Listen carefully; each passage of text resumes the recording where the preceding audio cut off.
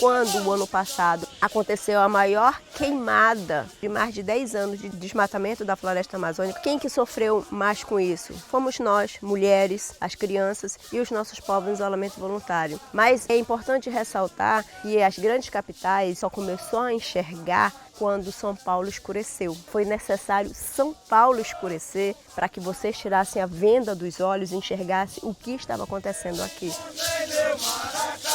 Vocês não podem ter essa mentalidade preconceituosa e essa mentalidade individualista, que é o que esse governo traz. Vocês precisam ter uma mentalidade e uma vivência de comunidade como a gente vive hoje, se preocupar com o outro, se preocupar com o coletivo. O que acontece minimamente aqui tem um efeito muito maior para vocês, nas suas casas, né, onde vocês estão. Então, cuidar da Amazônia hoje não é só cuidar para nós, é cuidar para todos. Eu encontrei meu Maracá.